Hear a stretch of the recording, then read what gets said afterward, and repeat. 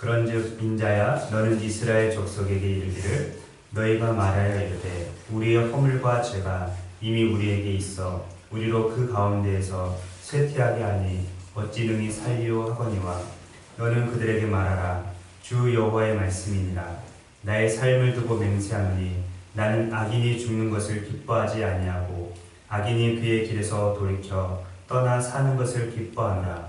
이스라엘 족속아 돌이키고 돌이키라. 너희 악한 길에서 떠나라. 어찌 죽고자 하느냐 하셨다 하라. 인자야 너는 내 민족에게 이르기를 의인이 범죄하는 날에는 그 공의가 구원하지 못할 것이요 악인이 돌이켜 그 악에서 떠나는 날에는 그 악이 그를 엎드려뜨리지 못할 것인즉 의인이 범죄하는 날에는 그 의로 말미암아 살지 못하리라. 가령 내가 의인에게 말하기를 너는 살리라 하였다 하자 그가 그 공의를 스스로 믿고 죄악을 행하면 그 모든 의로운 행위가 하나도 기억되지 아니하리니 그가 그 지은 죄악으로 말미암아 곧 그 안에서 죽으리라. 가령 내가 악인에게 말하기를 너는 죽으리라 하였다 하자 그가 돌이켜 자기의 죄에서 떠나서 정의와 공의로 행하여 저당물을 도로 주며 강탈한 물건을 돌려보내고 생명의 율례를 지켜 행하여 죄악을 범하지 아니하면 그가 반드시 살고 죽지 아니할지라.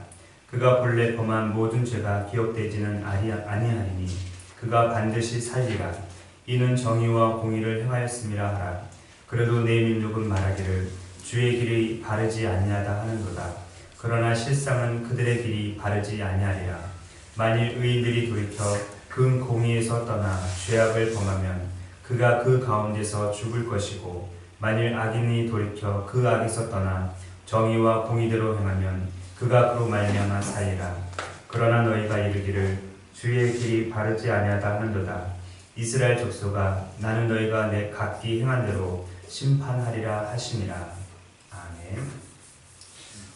우리 사랑하는 생명빛교회 성도 여러분, 길고 길었던 추석 명절을 아빠 뭐 몰라. 마시고세요. 아무 탈 없이 잘 지내셨습니까? 이번 명절은 유료 없이 열흘 동안 긴 연휴였는데 내일도 쉬는 날이라 어떤 분들은 아직도 이 황금 연휴의 연속일 것입니다. 그런데 어떤 일이든지 적당한 것이 가장 좋습니다. 연휴도 방학도 공부도 운동도 먹는 것도 자는 것도 적당한 것이 우리에게 가장 좋은 것 같습니다. 이렇게 긴 추석 연휴 기간 동안에 우상 앞에 제사하면서 귀신과 교제하는 그러한 죄를 범한 분이 없을 줄로 생각을 합니다.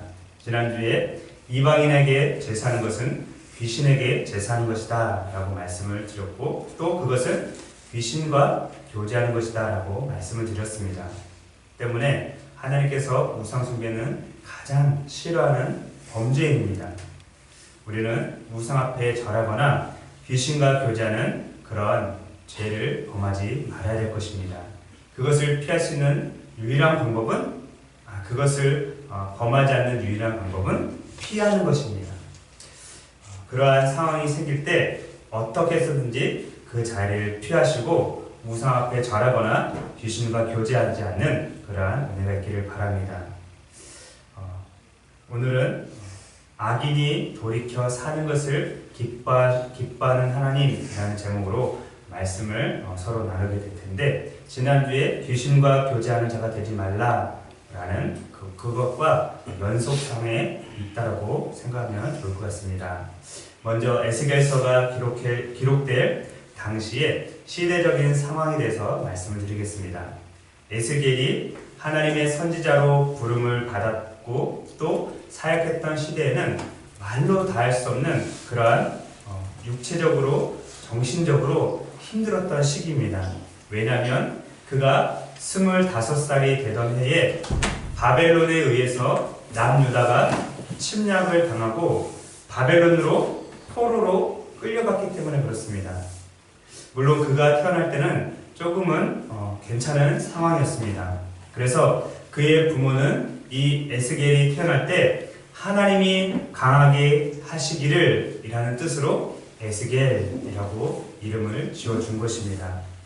그리고 이스라엘 수도인 예루살렘에서 제사장 가문에서 태어났기 때문에 25살이 될 때까지 이스라엘의 모든 정치, 경제, 문화, 그리고 종교와 율법에 대해서 다른 사람들보다 많이 배우고 또 여러 가지 혜택을 많이 받았던 사람입니다. 한마디로 말하면 요즘 우리나라로 치면 금수저에 해당하는 그런 사람이 바로 에스겔이었던 것입니다. 특히 그가 태어났던 해에 요시야 왕이 하나님의 성전에서 율법책을 발견했는데 이미 10년 전부터 이 요시야 왕이 종교개혁을 단행하고 있었습니다. 그리고 이 에스겔이 태어났던 그 해에 율법책을 성전에서 발견한 후에는 더욱 박차를 가해서 종교개혁을 단행을 했던 것입니다. 그래서 이스라엘 내에 있었던 모든 이방 신들의 예배 장소를 파괴하고 그리고 그곳에서 섬겼던 이방인 제사장들을 다 없애는 것을 힘을 썼던 것입니다. 뿐만 아니라 이 에스겔 선지자가 어린이였을 때 그때 불을 토하듯이 하나님의 말씀을 전한 선지자가 있었는데 그 선지자가 바로 예레미야입니다. 이 어린 에스겔은 예레미야 선지자의 사자후 같은 그런 말씀을 들으면서 가슴에 새기고 머리에 새겼습니다. 하지만 그러한 기쁨도 즐거움도 오래가지 못했습니다. 왜냐하면 에스겔이 13살이 되던 해에 요시야 왕이 전쟁터에서 애국 군대에게 살해를 당하고 말았기 때문입니다. 이때부터 남유다는 점점 어려움에 닥치게 되었고 결국은 몇십 년 후에 완전히 멸망을 하게 됩니다. 애굽은 요시야의 뒤를 이은 왕인 여호아하스를 왕위에서 물러나게 한 다음에 그를 애굽으로 포로로 잡아갔습니다. 그리고 다른 아들인 여호야김을 왕위에 앉혔습니다. 하지만 이 여호야김은 탐심과 교만으로 가득했던 사람입니다. 그래서 예레미야 선지자가 하나님의 말씀을 받아서 기록했던 두루마리 성경책을 칼로 조각조각 내서 불쏘시개로 사용하고 말았던 것입니다. 그래서 이 여호야김은 하나님 앞에 악한 왕이었던 것입니다. 당시에 신흥 강대국으로 떠올랐던 바벨론이 아수르와 애굽을 멸망시키고 남유다를 속국으로 삼았습니다. 그리고 그 남유다의 왕족들 그리고 귀족들을 데리고 가는데 포로로 잡아가는데 그때 다니엘과 세 친구도 포로에 포함이 되었습니다. 이제 남유다는 바벨론을 종주국으로 섬겨야만 했습니다.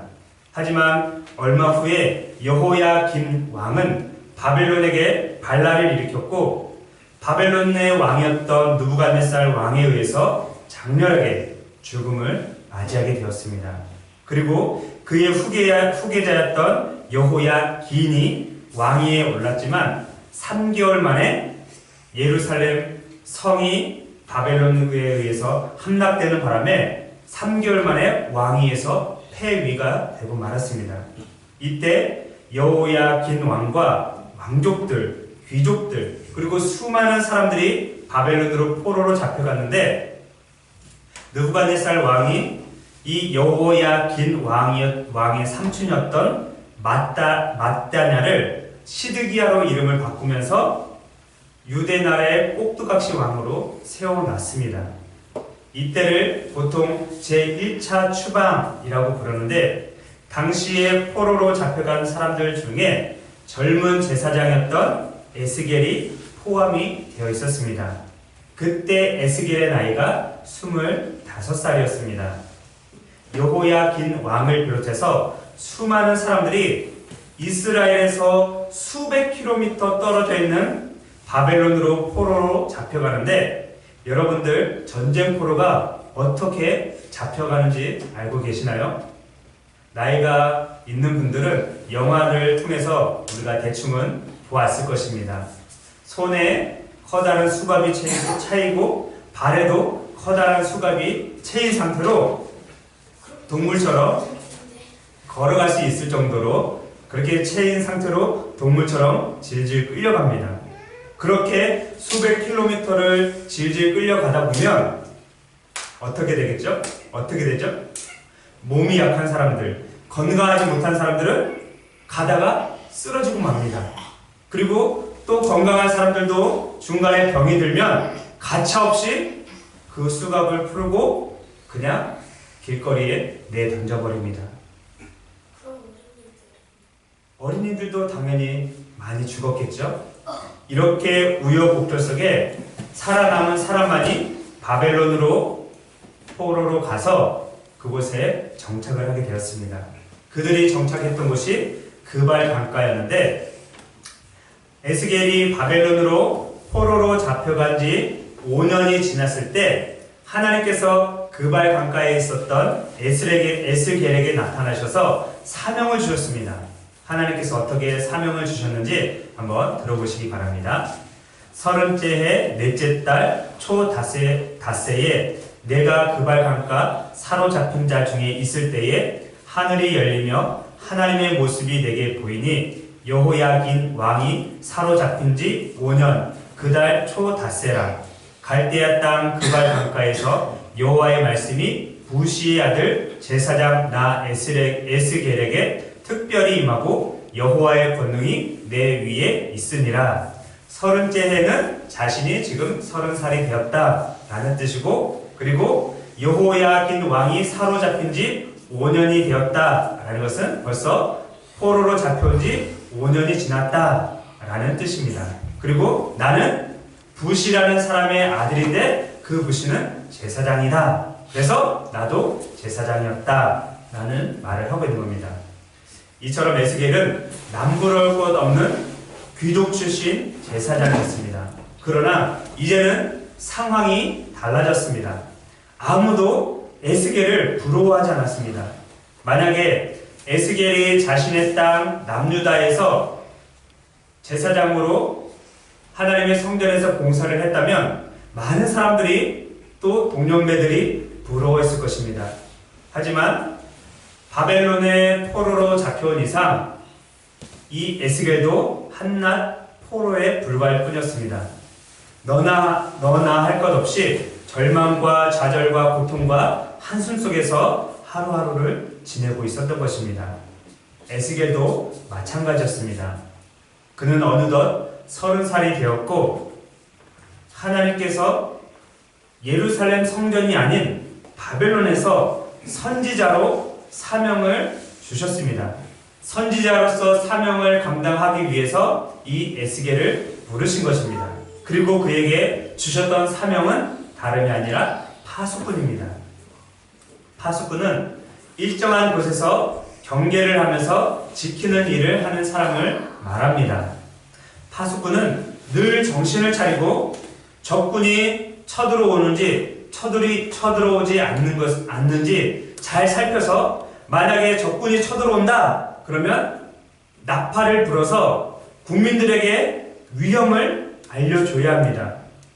만약에 파수꾼이 쳐들어오는 적군을 발견하고 즉시 나팔을 불어서 국민들에게 알려줬음에도 불구하고 국민들이 정신을 차리지 않고 적군에 의해서 칼에 죽임을 당하면 그것은 누구의 잘못이죠? 파수꾼일까요? 국민들일까요? 그렇죠. 그것은 국민의 잘못이다 라고 말합니다. 자, 들어보세요. 또 반대로 파수꾼이 파수를 잘 보지 않고 졸고 있다가 또는 딴청을 피우고 있다가 적군이 쳐들어왔는데 나팔을 늦게 불었어요. 그래서 결국은 국민들이 적군에 의해서 칼로 다 죽임을 당했어요. 그러면 누구 잘못이죠? 파수꾼. 그렇죠. 그럴 때는 파수꾼의 잘못이다 라고 말을 한 것입니다. 그래서 에스겔은 영적으로 죽어가 있는 이스라엘 백성들을 깨우고 또 악한 길로 가고 있는 이스라엘 백성들이 돌이켜서 살게 하는 파수꾼의 역할을 감당을 하도록 부르심을 받은 것입니다.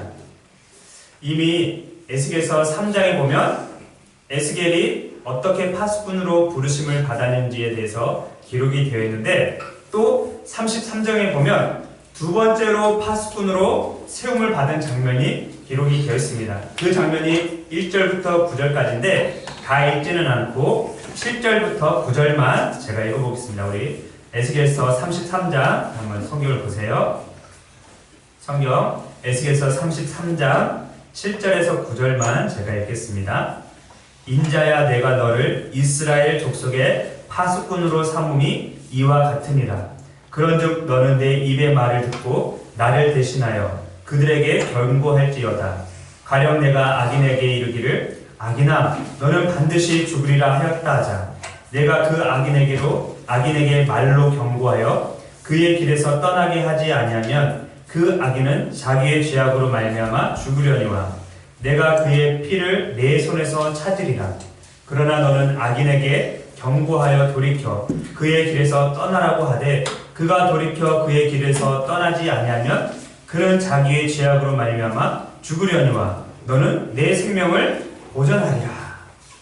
이처럼 하나님께서 에스겔 선지자를 파수꾼으로 부르셨는데, 다른 나라, 다른 민족을 향한 파수꾼이 아니라 자신의 동족이었던 이스라엘 백성들을 향한 파수꾼으로 세움을 받았던 것입니다. 그래서 그는 자신의 백성들이 죄악으로 인해서 지금 영적으로 또 육체적으로 죽어가고 있는 이스라엘 백성들을 다시 깨우는 것이 그의 사명이었던 것입니다. 놀랍게도 우리는 여기서 중요한 한 단어를 발견하게 되는데, 그것은 악인이라는 단어입니다.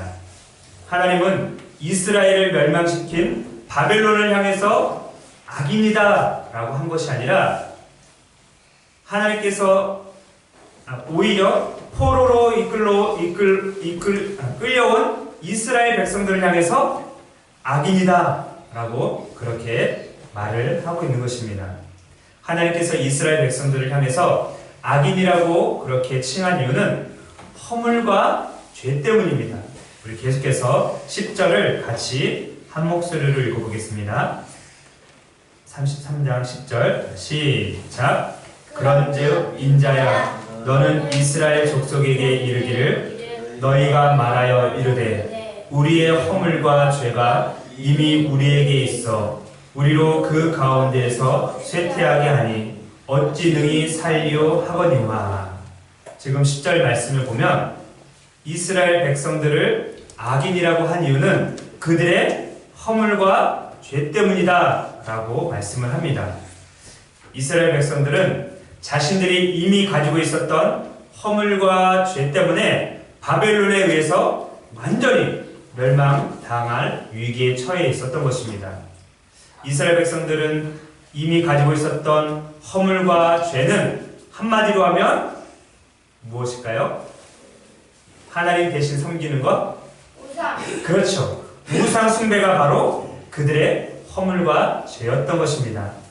제가 대학원을 졸업하면서 졸업 논문을 썼는데, 그 졸업 논문의 제목이 에스겔서 8장에 나타난 성전 안의 4가지 우상 숭배의 의미 연구라는 제목입니다.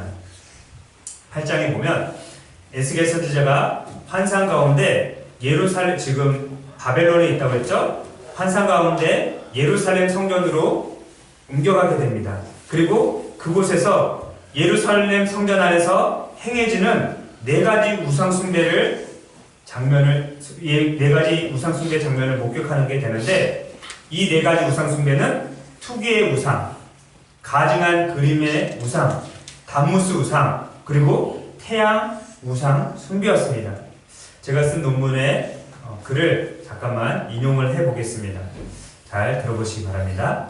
이 4가지 우상 숭배는 오직 한 분이신 전능하신 여호와 하나님을 무시하는 반항적인 행동이며 하나님의 진노를 일으키게 만드는 죄악된 행동들이었다. 이스라엘 백성들은 당연히 하늘과 땅의 신이시고 온 우주 만물을 창조하신 창조주이신 여호와 하나님 한 분만을 섬겨야 한다. 그러나 이스라엘 백성들은 현실의 고통스러운 문제와 주변 강대국들의 지배 아래서 그들과 타협을 하였고 자신들의 문제를 해결하기 위해 여호와 하나님을 찾기보다는 이방의 잡다한 신들을 섬기며 그것들을 만들기도 하고 그리기도 하고 그것들에게 절하는 모습을 통해서 그들을 택하신 여호와 하나님을 버리는 배은망덕한 행동을 하고 있는 것이다. 이러한 우상숭배의 죄악으로 말미암아 하나님께서는 이스라엘 백성들을 떠날 수밖에 없었고, 반대로 이스라엘 백성들은 스스로 생각하기를 하나님께서 자기들을 버렸다고 생각하고 더욱 강도가 짙은 우상숭배에 매달리게 되었던 것이다. 지금 이스라엘을 하나님께서 악인이라고 했는데, 그들이 악인인 이유는 뭐라고 그러죠? 뭐 때문에 그랬죠? 죄 때문에. 그렇죠. 허물과 죄 때문인데 그것은 바로 우상 숭배 때문이라고 말씀을 드렸습니다. 그런데 하나님께서는 이 이스라엘 백성들의 허물과 죄악에도 불구하고 여전히 악인이었던 이스라엘 백성들이 죽는 것을 기뻐하지 않으시고, 나는 악인이 죽는 것을 기뻐하지 아니하고 그의 길에서 돌이켜 떠나서 사는 것을 기뻐한다 라고 그렇게 말씀을 하고 있는 것입니다. 다같이 오늘 말씀의 핵심 구절인 11절 말씀을 한 목소리로 읽어보겠습니다. 시작. 너는 그들에게 말하라. 주 여호와의 말씀이니라. 나의 삶을 두고 맹세하노니 나는 악인이 죽는 것을 기뻐하지 아니하고 악인이 그의 길에서 돌이켜 떠나 사는 것을 기뻐하노라. 이스라엘 족속아 돌이키고 돌이키라. 너희 악한 길에서 떠나라. 어찌 죽고자 하느냐 하셨다 하라. 하나님은 악인이 돌이켜서 사는 것을 기뻐하시는 분이십니다. 왜 하나님은 이렇게 악인이 돌이켜서 사는 것을 기뻐하시는 분이시겠습니까? 이유는 단 하나입니다. 그것은 긍휼이 풍성하신 하나님의 사랑 때문에 그렇습니다. 긍휼이 풍성하신 하나님께서 이스라엘 백성들을 자기 친자식처럼 사랑했기 때문에, 그래서 비록 그들이 아버지인 하나님이 가장 싫어하는 우상 숭배의 죄악을 범했음에도 불구하고 악인이 죽는 것을 기뻐하지 아니하셨다라는 것입니다. 아버지인 제가 제 딸이나 아들이 비록 죄를 범한다고 할지라도 제가 딸이나 아들을 죽는데 내버려 두겠습니까? 아닙니다. 비록 죄를 범했을지라도 저는 우리 딸과 아들이 그 죄에서 다시 돌이켜서 돌아오기를 기다리고 있을 겁니다. 이것이 아버지의 마음입니다. 하나님도 마찬가지라는 것입니다. 아버지이신 하나님은 자기의 자식과 같은 이스라엘 백성들이 그 악한 길에서 돌이켜서 다시 사는 것을 기뻐하셨던 것입니다. 그래서 애타는 심정으로 나는 악인이 죽는 것을 기뻐하지 아니하고 악인이 그의 길에서 돌이켜 떠나서 사는 것을 기뻐하노라. 이스라엘 족속아 돌이키고 돌이키라. 너희 악한 길에서 떠나라 라고 그렇게 말씀을 하셨던 것입니다. 오늘 우리도 마찬가지입니다. 우리는 이미 허물과 죄로 죽었던 사람들입니다. 하지만 긍휼이 풍성하신 하나님 아버지께서 우리를 너무나도 사랑하셔서 허물과 죄로 죽었던 우리를 독생자 예수님과 함께 살려주셨습니다. 더욱 놀라운 사실은 우리를 예수님과 함께 살려주셨을 뿐만 아니라 예수님과 함께 하늘에 앉을 수 있는 영광까지 주셨다는 것입니다. 성경은 그 사실에 대해서 이렇게 기록을 하고 있습니다. 잘 들어보시기 바랍니다. 긍휼이 풍성하신 하나님이 우리를 사랑하신 그 큰 사랑을 인하여 허물로 죽은 우리를 그리스도와 함께 살리셨고 너희는 은혜로 구원을 받은 것이라. 또 함께 일으키사 그리스도 예수 안에서 함께 하늘에 앉히시니 이는 그리스도 예수 안에서 우리에게 자비하심으로써 그 은혜의 지극히 풍성함을 오는 여러 세대에 나타내려 하심이라. 아멘. 긍휼이 풍성하신 하나님께서 우리를 얼마나 사랑하셨는지 하나밖에 없는 아들 독생자 예수님을 보내주셔서 우리를 구원해 주시고 함께 살려주시고 함께 하늘에 앉게 해주셨다는 것입니다. 이처럼 하나님은 악인이 돌이켜 사는 것을 기뻐하시는 분이십니다. 그렇다면 악인이 돌이킨다는 것은 무슨 뜻이겠습니까? 그것은 다른 말로 하면 진심으로 회개한다는 뜻입니다. 계속해서 14절과 15절 말씀을 한 목소리로 읽보겠습니다. 14절, 15절 시작. 가령 내가 악인에게 말하기를 너는 죽으리라 하였다 하자 그가 돌이켜 자기의 죄에서 떠나서 정의와 공의로 행하여 저당물을 도로 주며 강탈한 물건을 돌려보내고 생명의 율례를 지켜 행하여 죄악을 범하지 아니하면 그가 반드시 살고 죽지 아니할지라. 아멘. 이 구절을 읽을 때 제 머릿속에서 스치고 지나간 한 사람이 있었습니다. 그 사람은 삭개오입니다. 여러분 삭개오에 대해서 아시나요? 삭개오? 삭개오의 직업은 무엇이었을까요? 세리. 그렇죠. 세리들 중에서도 여러 세리들을 관리하는 세리장이었습니다. 세리는 속국인 자기 나라 백성들에게 세금을 걷어들인 후에 종주국인 나라에 얼마의 세금을 바쳤습니다. 그리고 나머지는 자신 주머니에 넣었습니다. 그래서 그렇게 불법으로 벌어들인 돈을 통해서 아주 부자가 됐던 사람들이 바로 세리였습니다. 하지만 세리는 돈은 많이 모았을지 모르겠지만 동족인 유대 민족들로부터 죄인 취급을 당했습니다. 뿐만 아니라 매국노라는 그러한 낙인까지 찍히게 되었던 것입니다. 유대인들은 속국이기 때문에 어쩔 수 없이 세리들에게 세금을 바치긴 했지만 세리들을 인간 이하로 취급했고 그들과 상종도 하지 않았던 것입니다. 그러던 어느 날 예수님께서 자신의 마을로 지나가신다는 소문을 이 삭개오가 듣게 됩니다. 키가 보통 어른들 키보다 훨씬 작았기 때문에 어른들 몇 명이 서 있으면 앞에서 무슨 일이 일어나는지 전혀 알 수가 없는 그러한 사람이었습니다. 그래서 이 삭개오는 예수님이 어떻게 생겼는지 너무나도 궁금해서 한 나무 위로 올라갑니다. 무슨 나무 위로 올라갔을까요? 뽕나무. 옛날 성경에는 뽕나무라고 되어 있지만 요즘 성경에는 돌무화과 나무라고 되어 있습니다. 뽕나무가 됐든지 간에 돌무화과 나무가 됐든지 간에 어찌됐든 간에 자기 키가 작아서 예수님을 보기 위해서 나무 위로 올라갔던 것입니다. 그런데 예수님께서 그 나무 위까지 걸어오시더니 삭개오를 보십니다. 그리고 나무 위에 올라있던 삭개오를 바라보면서 삭개오야 속히 내려와라. 내가 오늘 너의 집에 머물러야겠다 라고 이렇게 말씀하십니다. 이 말씀은 당시에 문화적인 배경에서 봤을 때는 엄청난 충격적인 말씀입니다.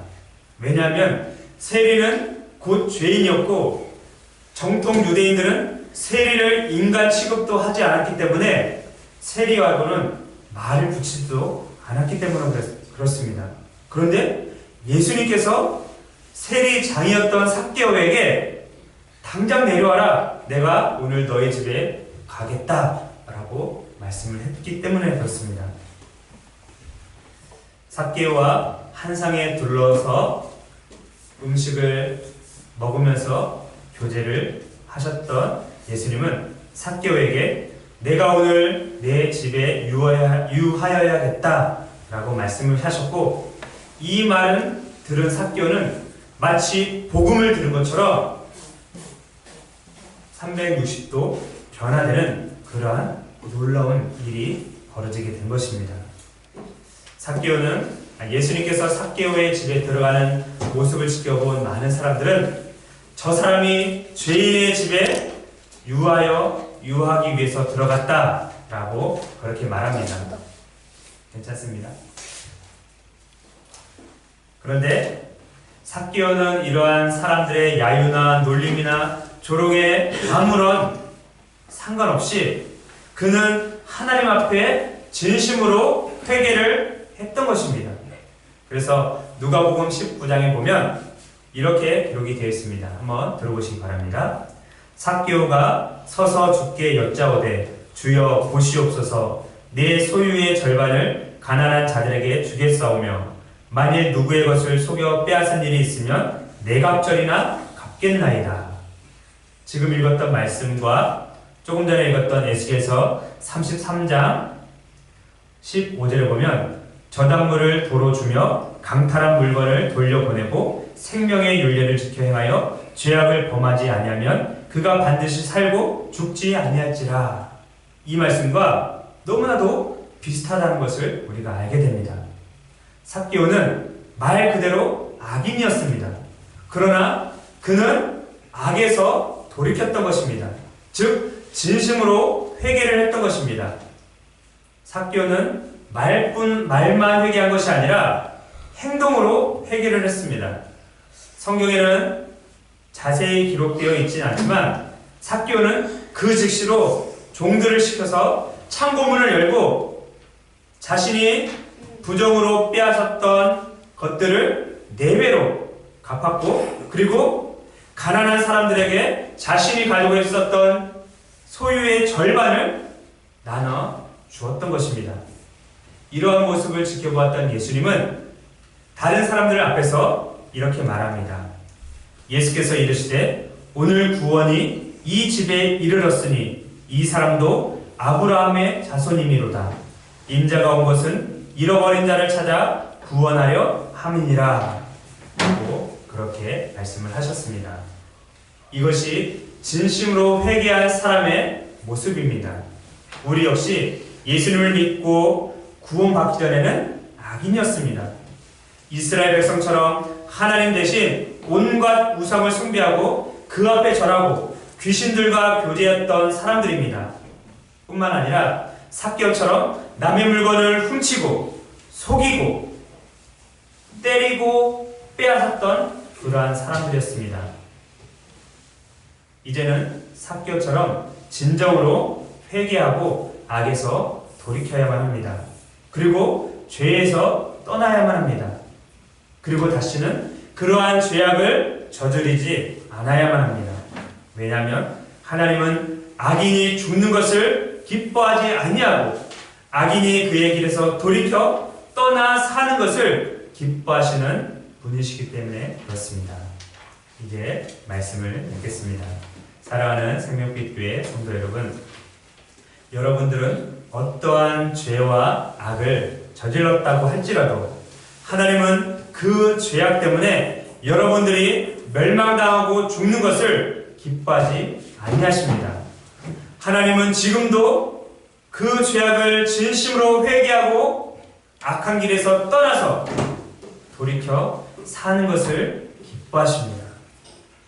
우리가 어떠한 죄악을 행했든지 간에 하나님 앞에 진심으로 회개하고 가던 길을 멈추고 돌이켜서 다시는 죄를 짓지 말아야 할 것입니다. 사도 베드로는 이렇게 기록했습니다. 주의 약속은 어떤 이들이 더디다고 생각하는 것 같이 더딘 것이 아니라 오직 주께서는 너희를 다하여 오래 참으사 아무도 멸망하지 아니하고 다 회개하기에 이르기를 원하시느니라. 아멘. 이것이 하나님의 마음이고 예수님의 마음입니다. 주님 앞에 진정으로 회개하시고 돌이켜서 하나님께서 기뻐하시는 그러한 삶을 살아가는 저와 우리 모두가 되기를 간절히 바라겠습니다. 기도하겠습니다.